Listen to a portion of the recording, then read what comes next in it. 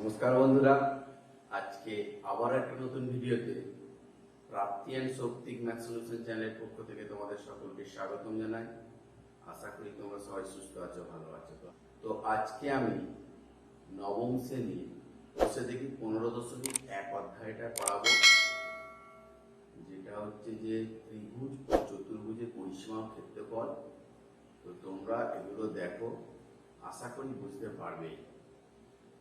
তো যদি বুঝতে কোনো জায়গায় অসুবিধা হয় তোমরা আমায় কমেন্ট বক্সে কমেন্ট করে জানাও, আমি অবশ্যই তোমাদের জানিয়ে দেব। তো চলো শুরু করা যাক 15.1 অধ্যায়টা।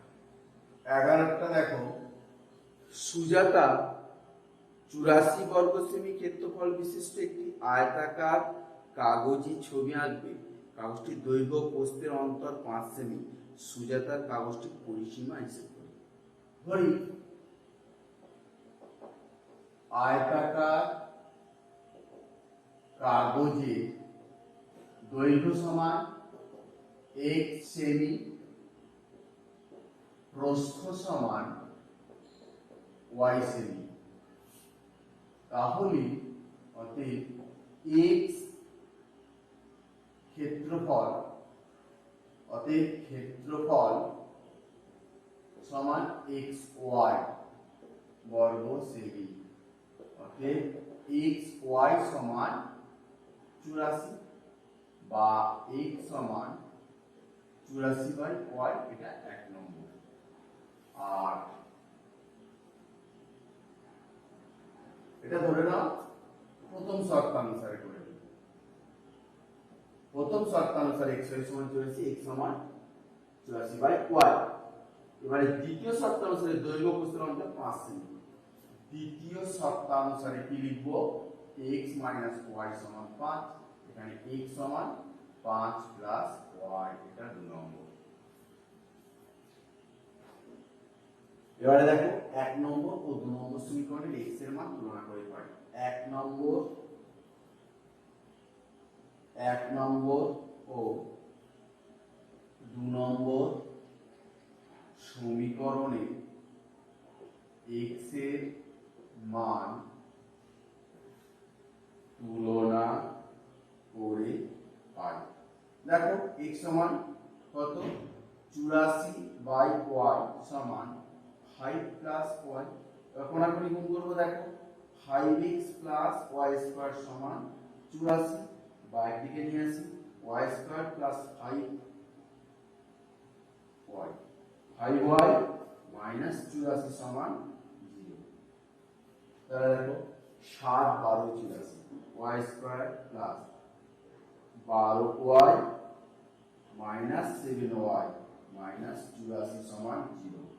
বা y কমন নিলে y প্লাস 12 মাইনাস 7 কমন নিলে y প্লাস 12 সমান 0। y plus 12 into y minus 7 সমান 0। আবার y প্লাস 12 সমান 0, y সমান মাইনাস 12, আর y মাইনাস 7 সমান 0, y সমান 7। ইয়া অগ্রাহ্য। ঠিক আছে? অতএব প্রস্থ সমান 7 সেমি। অতএব দৈর্ঘ্য সমান কত হবে? 84/7 সেমি সমান 12 সেমি। অতএব পরিসীমা সমান 2 ইন্টু দৈর্ঘ্যযুক্ত প্রস্থ 12 প্লাস 7 সেমি সমান 2 গুণিতক 12 সাথে 19 সেমি, 19 গুণে 38 সেমি। দেখো 12টা বলেছে সিরাজদের বর্গাকার বাগানের বাইরের চারদিকে 2.5 মিটার চওড়া একটি রাস্তা আছে। রাস্তাটির ক্ষেত্রফল 165 বর্গ মিটার। বাগানটির ক্ষেত্রফল ও কর্ণের দৈর্ঘ্য হিসেব করি। বাইরের চারিদিকে 2.5 মিটার চওড়া রাস্তা আছে। 2.5, 2.5, 2.5, 2.5। ধরি বর্গাকার বাগানে বাহু দৈর্ঘ্য x মিটার। বর্গাকার বাগানের ক্ষেত্রফলটা কি হবে? এক্স স্কয়ার বর্গ মিটার। রাস্তা সহ বর্গাকার বাগানের বাহুর দৈর্ঘ্য কত হবে? রাস্তা সহ বর্গাকার বাগানের বাহুর দৈর্ঘ্য কত হবে? x plus 2 into 2.5 metre, x plus 5 metre. তাহলে রাস্তা সহ বর্গাকার বাগানের বাহুর ক্ষেত্রফল x প্লাস 5 তার হোল স্কয়ার বর্গ মিটার। তাহলে কি বলেছে? রাস্তার ক্ষেত্রফলটা বলে দিয়েছে কত? 165। অর্থাৎ দেখো বাইরের ক্ষেত্রফলটা থেকে যদি আমি ভিতরের ক্ষেত্রফলটা বাদ দিই তাহলে আমি কি পাবো? রাস্তার ক্ষেত্রফল পাবো। এখানে কেন 2.5 কে 2 দিয়ে গুণ করলাম? এদিকে 2.5 এদিকে 2.5, এই জন্য এটা গুণ করতে হয়েছে। শর্তানুসারে দেখো x প্লাস 5 তার whole square minus x square সমান 165, বা সূত্র বলে দিচ্ছি x স্কয়ার প্লাস 2 এ বলতে x বলতে 5 plus 5 square minus x square সমান 165। এবার x স্কয়ার কেটে গেল, বা 5 দুগুণে 10x প্লাস 25 মাইনাস 165 সমান 0, বা 10x মাইনাস 140 সমান 0, বা 10x সমান 140 বা x সমান 140/10 কেটে গেল, বা x সমান 14। অতএব বর্গাকার বাগানের বাহুর দৈর্ঘ্য কত হলো? অতএব বর্গাকার বাগানের বাহুর দৈর্ঘ্য সমান 14 মিটার। বর্গাকার বাগানের ক্ষেত্রফল তাহলে কত হবে? সমান 14 স্কয়ার বর্গ মিটার, 14 196 বর্গ মিটার। আর বর্গাকার বাগানের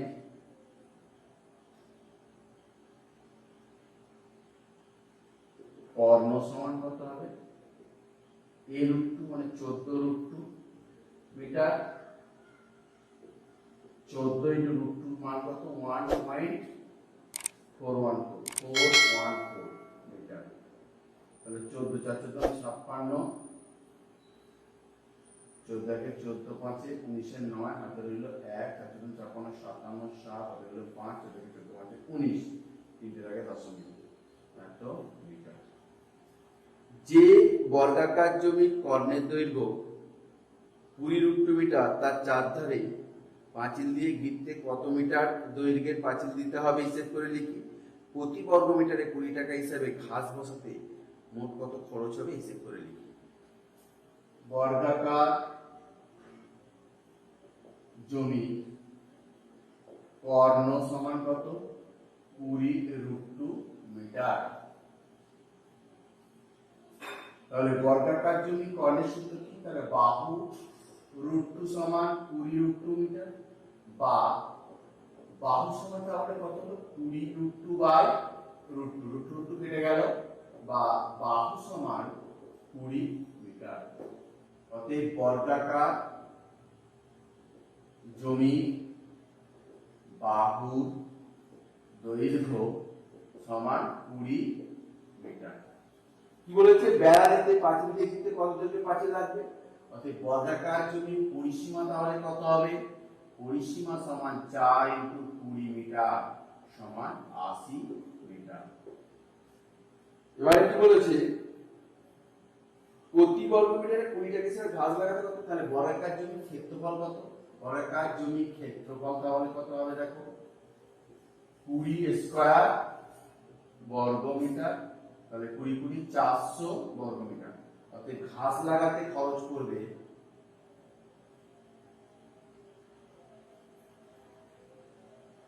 খরচ পড়বে 400 গুণিতক 20 টাকা, 4 দুগুণে 8 ইন্টু 0, 8000 টাকা। 14 নম্বরটা কি বলেছে দেখো? আমাদের আয়তাকার বাগানের একটি কর্ণ বরাবর একটি বেড়া দেব। আয়তাকার বাগানের দৈর্ঘ্য প্রস্থ যথাক্রমে 12 মিটার 7 মিটার হলে বেড়ার দৈর্ঘ্য কত হবে দেখি। বেড়াটি আয়তাকার বাগানকে যে দুটি ত্রিভুজে ভাগ করে তার পরিসীমা লিখি। আয়তাকার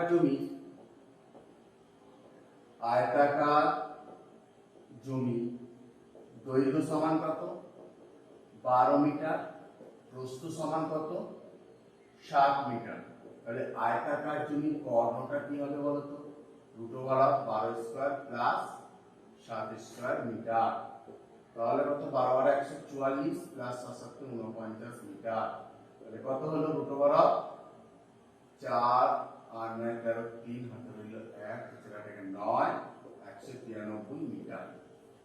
অতএব কর্ণ বরাবর বেড়া দৈর্ঘ্য হবে √193 মিটার। আর প্রতিটি জমির বেড়া দৈর্ঘ্য কত হবে, অতএব প্রতিটি জমি বেড়া দৈর্ঘ্য হবে কত, দেখো এইটা 12 এটা 7, 7 প্লাস 12 প্লাস √193 মিটার সমান 19 প্লাস √193 মিটার। 15 নম্বরটা কি বলেছে দেখো,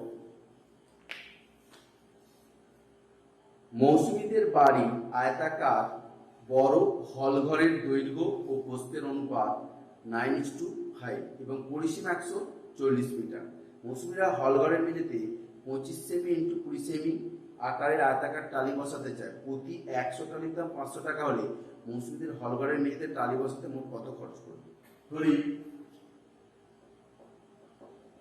হলঘরের দৈর্ঘ্য সমান 9x মিটার, প্রস্থ সমান 5x মিটার। কি বলেছে, হলঘরের পরিসীমা দিয়ে দিয়েছে কত 140। তাহলে হলঘরের পরিসীমা কত হবে 2 × 9x প্লাস 5x সমান 2 × 14x সমান 28x মিটার। প্রশ্নানুসারে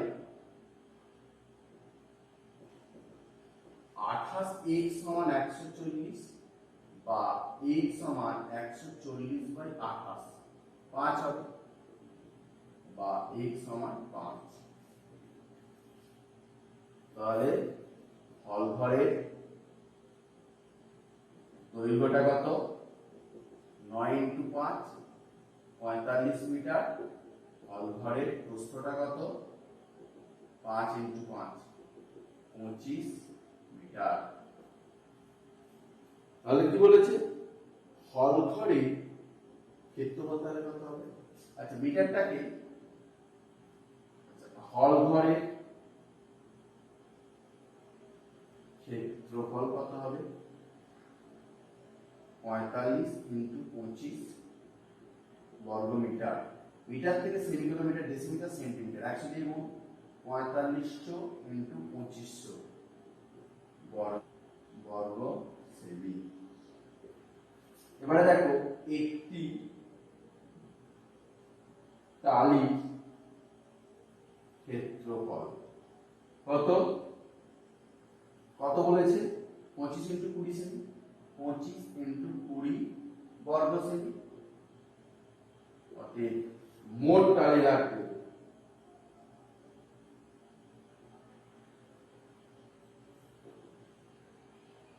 4500 × 2500/25 × 20 25 100 5 × 100।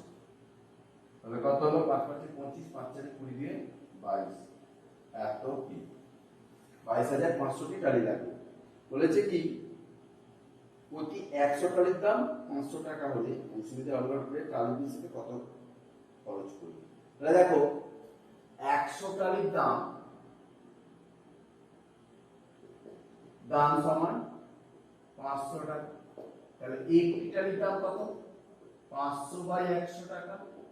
আর কত আছে 22500টি টালি লাগবে, 22500টি টালি কত 500 গুণ 22,500 বাই 100, এটা গেল 5 দিয়ে 500 শূন্য, 2 শূন্য, 5 5 2 5, 5 10 দিয়ে 12, 5 2 10, 11, এত টাকা হবে। মোট 1,12,500 টাকা খরচ হবে। 16টা দেখো, 16টা কি বলেছে? 16টা বলেছে 18 মিটার দৈর্ঘ্য বিশিষ্ট একটি বড় হলঘরে কার্পেট দিয়ে মুড়তে 2160 টাকা খরচ হয়। যদি হলঘরের প্রস্থ 4 মিটার কম হতো তাহলে 1620 টাকা খরচ হতো। হলঘরের ক্ষেত্রফল হিসেব করি। দেখো আগে খরচ হতো কত?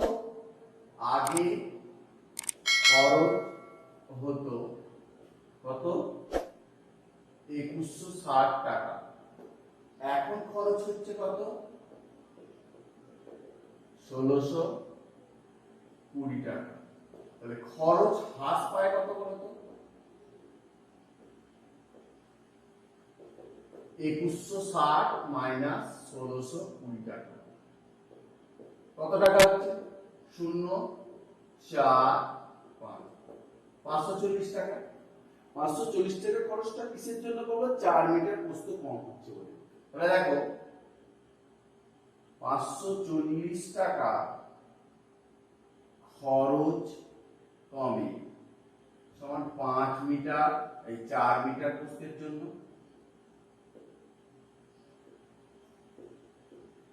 প্রস্থের জন্য 1 টাকা খরচ কমে সমান 4/540 মিটার প্রস্থের জন্য। আর কত? 2160 টাকা খরচ কমে 4 মিটার 2160 বাই 540। এই শূন্য শূন্য কাটলো, 16, 4 5 20, 21, 4 মিটার প্রস্থের জন্য সমান 16 মিটার প্রস্থের জন্য। অতএব কি বলেছে? হল ঘরের প্রস্থ সমান হল ঘরের প্রস্থটা তাহলে কত হলো? 16 মিটার। হল ঘরের দৈর্ঘ্য কত হলো? 18 মিটার।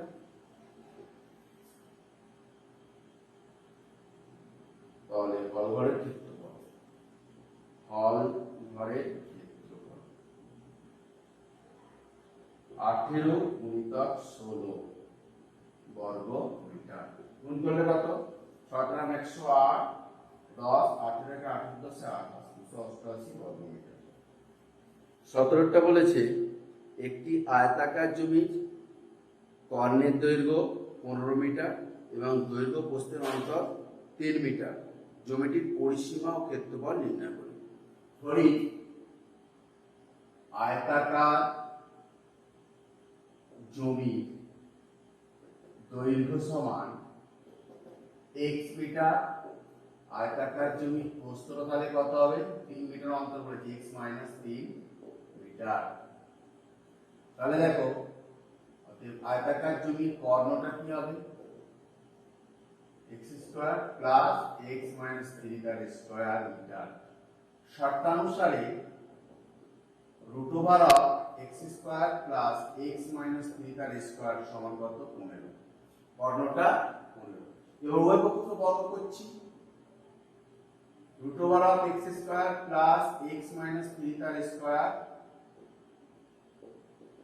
15 স্কয়ার বা x স্কয়ার প্লাস এটা সূত্র পড়ে যাবে, দেখো x মাইনাস 3 তার স্কয়ার সমান 225 বা x square plus x square minus 2 এ বলতে x বি বলতে 3 প্লাস 3 স্কয়ার মাইনাস 225 সমান 0 বা এখানে দেখো 2x square minus 6x plus 9 minus 225 সমান 0 বা 2x square minus 6x plus plus এটা মাইনাস 216 সমান 0। সবাইকে দেখো 2 দিয়ে ভাগ যাবে, ভাগ করে দিচ্ছি। তাহলে x square minus 3x minus 108 সমান 0।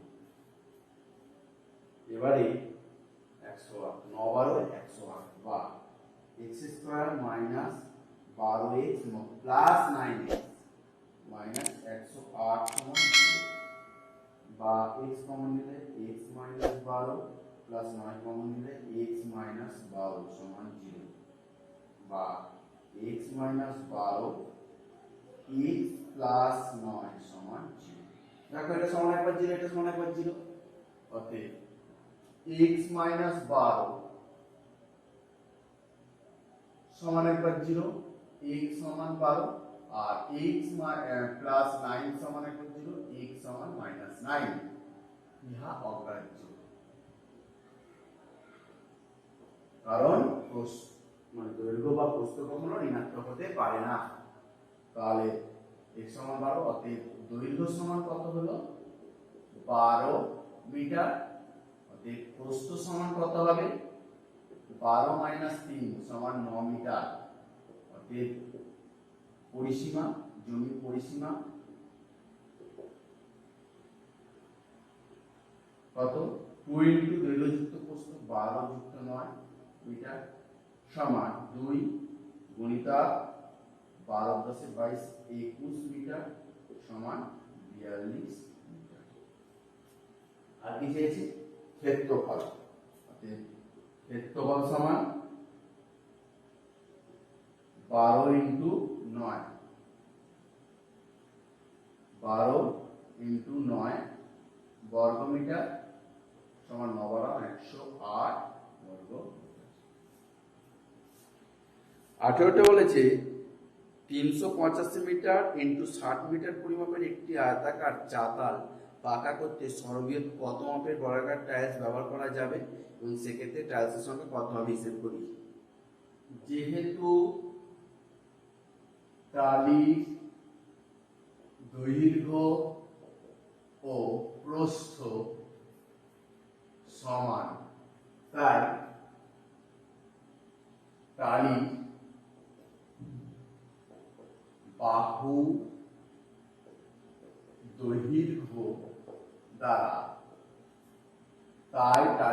দৈর্ঘ্য দ্বারা চাতালের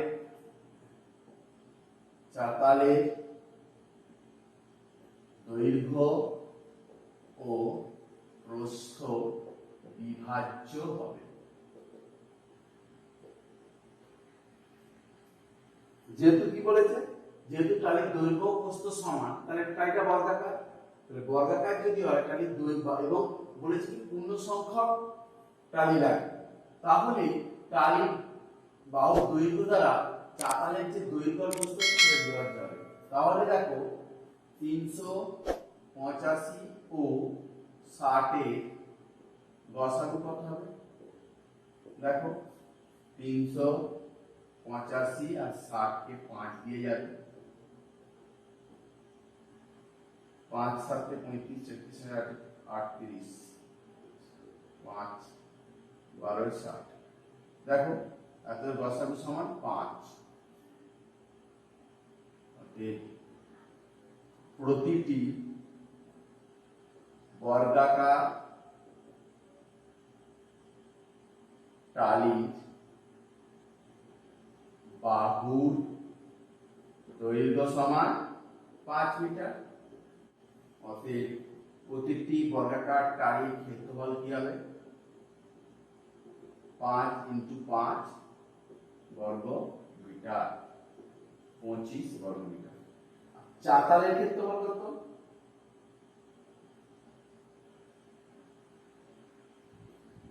(385 × 60 বর্গ মিটার, অতএব মোট টালি লাগবে, মোট টালি লাগবে কি করে, মোট চাতালের ক্ষেত্রফলটাকে একটা টালির ক্ষেত্রফল দিয়ে ভাগ করব, 385 × 60 বাই 25, 5 5 25, 5 12 60, 5 7 35, 5 7 35,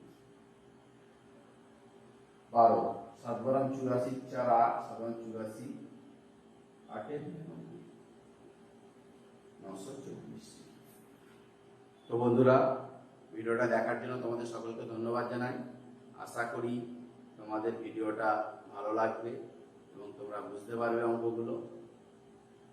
যদি আমার ভিডিওটা ভালো লাগে তো একটা লাইক করো, তাহলে শেয়ার করবে, আর পরবর্তী ভিডিওগুলো পাওয়ার জন্য চ্যানেলটা সাবস্ক্রাইব করবে, পাশে থাকা বেল আইকনটা বাজিয়ে দেবে। যারা সাবস্ক্রাইব করেছো তাদের ধন্যবাদ। নমস্কার।